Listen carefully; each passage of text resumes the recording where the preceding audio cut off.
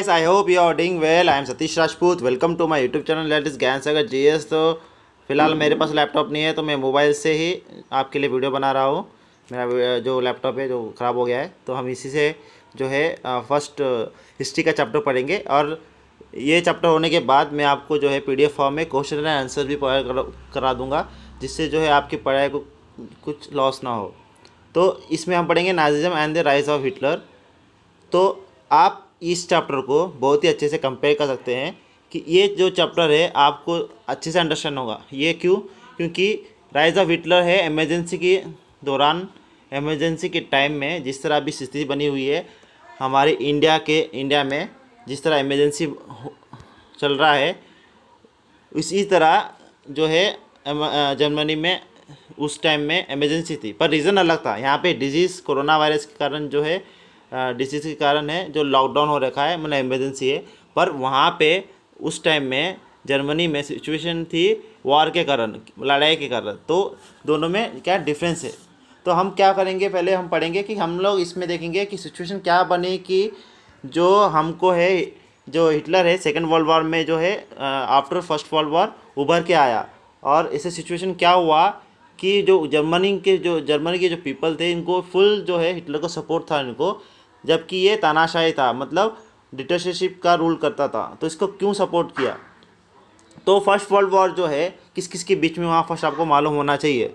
तो ये to government के बीच में दो इस केस में फाइट हुआ था। फर्स्ट जर्मनी एक साइड में थी Germany, Austria, Hungary, Bulgaria and autonomous empire. और सेकंड में था great Britain, France, Russia and Italy. तो ये दोनों में जो है फाइट हुआ था। तो एक टाइप था जर्मनी जो था एक्सिस को साइड बोलते थे और दूसरे को अलाइस का साइड बोलते थे। तो इन दोनों के बीच में कंपटीशन हुआ था, मतलब वॉर हुआ था।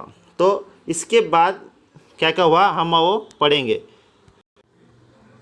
1939 से 1945 तक जो है सेकेंड वर्ल्ड वॉर हुआ। 1945 में जो है जर्मनी की बुरी तरह हार हुई। तो जो अलाइज फोर्स है इन्होंने क्या किया, इनको जो जितने भी जो जर्मनी में सपोर्ट के थे उन्होंने क्या किया, एक बंकर में अपने आप को सुसाइड कर लिया। और इंटरनेशनल मिलिट्री ट्रिब्यूनल के द्वारा क्या किया गया, जितने भी नाजी के सपोर्ट में, हिटलर के सपोर्ट में जितने भी क्रिमिनल क्राइम्स हुए थे जो अगेंस्ट पीस और वॉर के अगेंस्ट थे या ह्यूमैनिटी के अगेंस्ट थे, उनको क्या किया गया, उनको पनिश किया गया।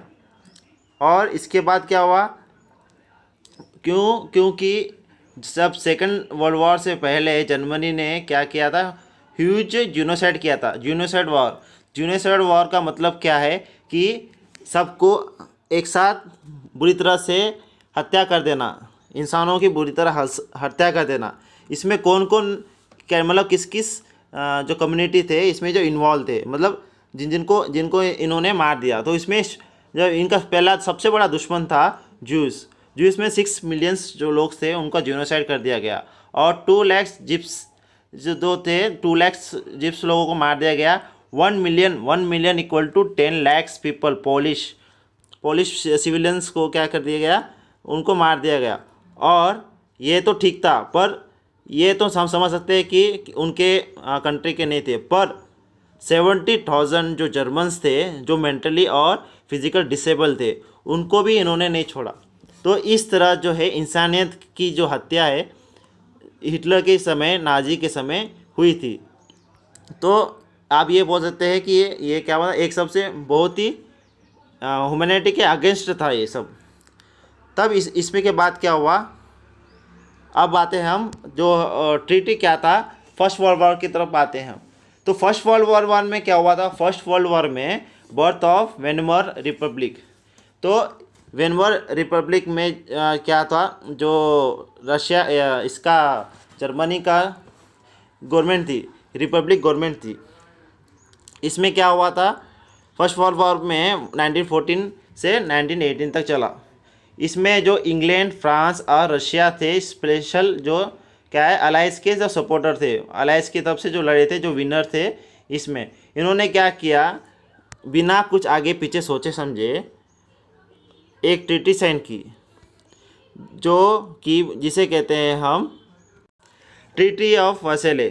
तो ये ट्रीटी इतनी ह्यूमिलिएशन थी फॉर जर्मनी, इतना जो है जर्मनी को ह्यूमिलेट किया कि इसके कारण जो है नाजी का जन्म करने का कारण भी यही ट्रीटी के कारण ही जो है सेकेंड वर्ल्ड वॉर का फर्स्ट क्या बोलते पूर्ण आगमन होता है। मतलब स्टार्टिंग पॉइंट है, जो स्टार्टिंग जो चांस दिया इस ट्रीटी के कारण ही सेकेंड वर्ल्ड वॉर हुआ।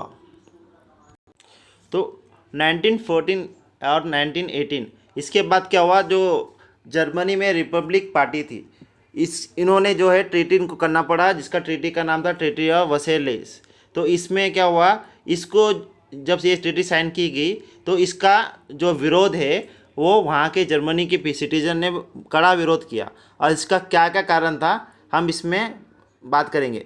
तो उससे पहले हम ये मैप देखेंगे कि ये जर्मनी का मैप है, और ये जो राइन लैंड है, यहाँ पे ये जो है मेन जो फ्रांस बेल्जियम और लिथुनिया, ये 4 कंट्री ने जो है इन पे कब्जा कर लिया और जर्मनी को टुकड़ों में बांट दिया। इसके बाद वसला जो मैं जैसे मैं बताया, जिसमें वसलाइस ट्रीटी में क्या हुआ था, जो 75% जो आयरन का था, जो मैं बताया मैंने आपको राइनलैंड यहाँ पे जो है, इसमें 75% जो आयरन का था इन्होंने क्या कर लिया, ये जो कंट्री में बताया जिसने, जैसे कि फ्रांस, पोलैंड, डेनमार्क और लुधियाना ने जो है ओवरटेक मतलब कब्जा कर लिया। और 26% ऑफ जो कोल जो प्रोड्यूस करता था जर्मनी, उस पर जो है फ्रांस, पोलैंड और डेनमार्क, लुधियाना ने जो है कब्जा कर लिया। अब ये तो हो गया फर्स्ट, मतलब जो उनका फाइनेंस, जो उनकी कमाई थी फर्स्ट जर्मनी की, इन्होंने क्या कर लिया, उनका कमाने का मतलब जो कमाने का ज़रिया था, जो इकोनॉमिक डेवलपमेंट हो रहा था उनका, तो उस पर फर्स्ट इन्होंने रोक लगा दी। उसके बाद ये तो ठीक था, चलो एक पार्ट हो गया। फिर इसके बाद उन्होंने क्या किया कि अभी फर्स्ट वर्ल्ड का कारण कौन था, जर्मनी था। तो जर्मनी फर्स्ट वर्ल्ड का कारण था, तो अब हार का जो जीते हैं, जो जीता है मतलब इंग्लैंड, फ्रांस, पोलैंड, ये जो जीते हैं उनको जो है क्या करेगा, कंपनसेट करेगा। मतलब जो हार गया है वो विनर को जो है, जो वॉर जीता है उनको जो क्या कंपनसेट करेगा। और कंपनसेट कैसे करेगा, तो 6 बिलियन यूरोज जो है ये जर्मनी है क्या करेगा, कंपनसेट करेगा किसको, जीतने वाले को। तो ये किस कारण, क्या, क्योंकि जो जर्मनी है वो रीज़न था फर्स्ट वर्ल्ड वॉर का। तो इसके बाद क्या हुआ, ये हो गया 2। फर्स्ट इनका इकोनॉमी को क्या किया इन्होंने, जो आयरन, जो मेन आयरन और कोयल था उसको क्या किया, जो विनर जो अलायंस थे उन्होंने क्या कर दिया, कब्जा कर लिया। सेकंड क्या किया, इनको क्या किया, पनिश किया कि इन्हीं के कारण जो है वॉर हुआ है, और ये क्या करना चाहिए, इनको कंपनसेट करना चाहिए जो वॉन कंट्री है उनको। तो उनको क्या किया, 6 बिलियंस का जो है लोन, मतलब क्या है, डेप्ट में डाल दिया, कर्ज में डाल दिया। उसके बाद क्या किया, मेन जो है मैं जैसे बताया, मैं जो राइनलैंड है जो रिच है रिसोर्सेज के में, जर्मनी में जो रिच है, जो कि राइन रिवर के पास है, तो रिच इन रिसोर्सेज है, यहाँ पे आयरन जो है बहुत ही इकोनॉमी एक्टिविटीज़ होती है, तो उसको जो है मेन इन्होंने कब्जा कर लिया। और इसको क्या बोला गया, वर्साइल्स ट्रीटी। तो वर्साइल्स ट्रीटी का इसको नाम दिया गया। इसी के साथ साथ डीमिलिटराइज कर दिया गया, जर्मनी की जो मिलिट्री है उसको मिलिट्री रखने के अधिकार से हटा दिया गया।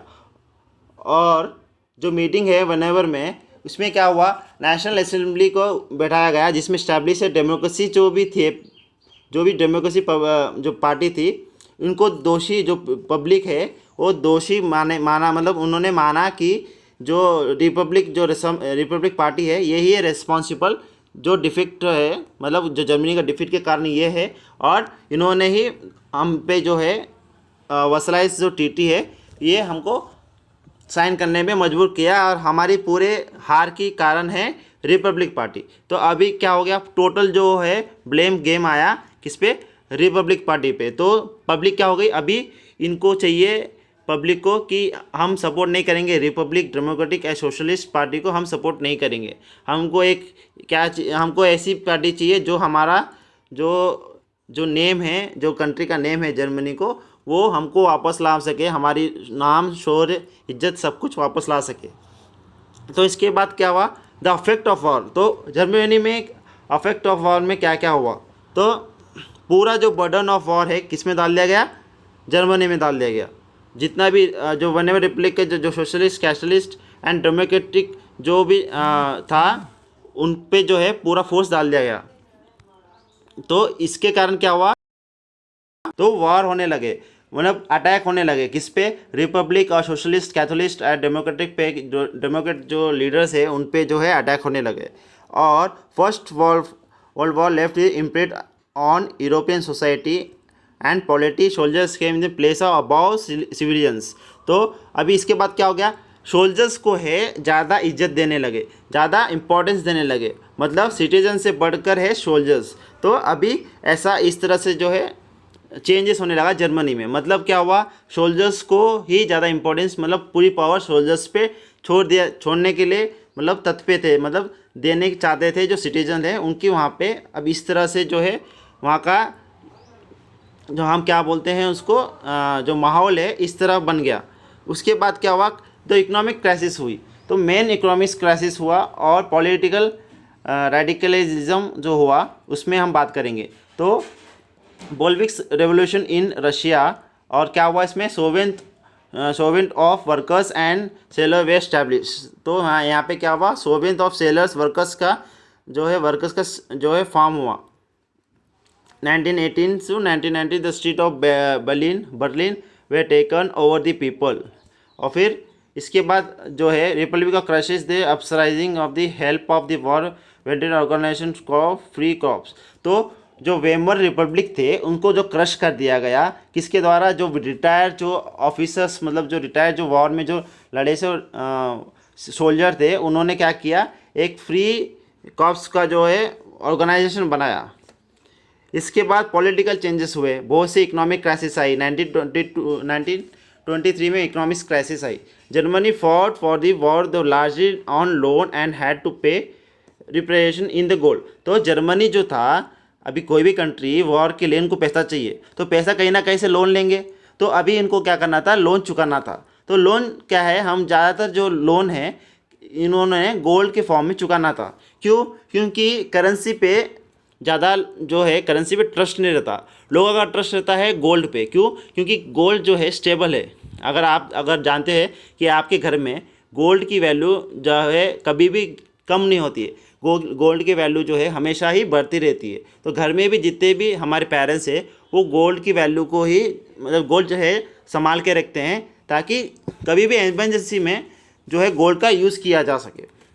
तो इसी तरह जो है जो जर्मनी को है गोल्ड का जो है गोल्ड के फॉर्म में पे करना था, पर जर्मनी ने क्या किया, रिफ्यूज़ कर दिया कि हम लोग पे नहीं करेंगे।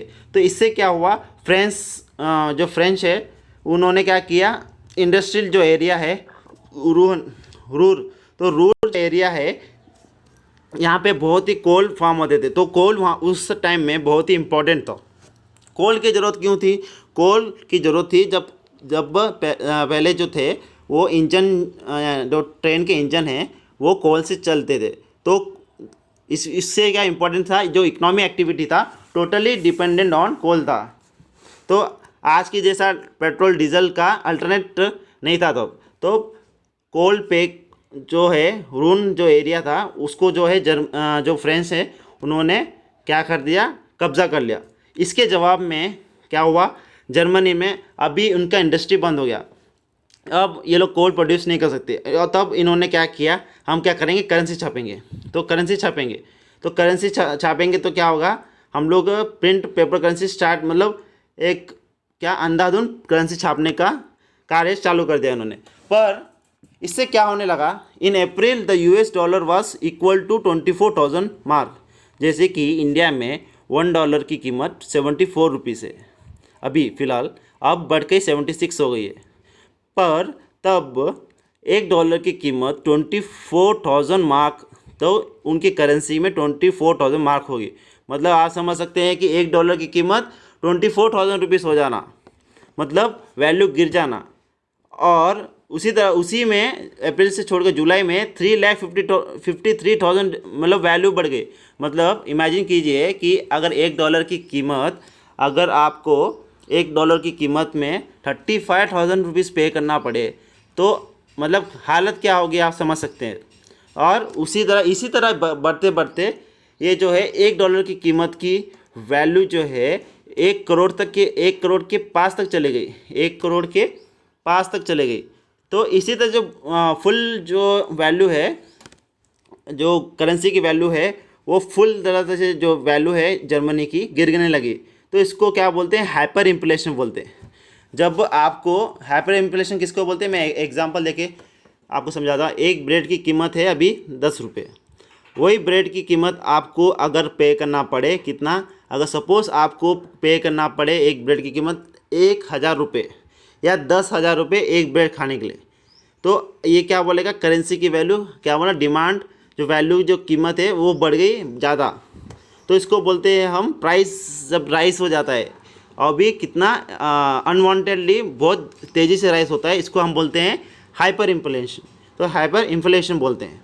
तो इससे क्या हुआ बाद में, द ईयर ऑफ डिप्रेशंस, तो बहुत ही ख़राब जो है डिप्रेशन चालू हो गया, द ग्रेट इकोनॉमिक डिप्रेशन। जिस तरह अभी हम लॉकडाउन में बैठे हैं अपने घरों में बिना काम धंधा किए हुए घर पे बैठ रहे हैं, तो इससे क्या हो रहा है, ना लोगों के पास पैसा है खर्च करने के लिए, ना काम के लिए जॉब है।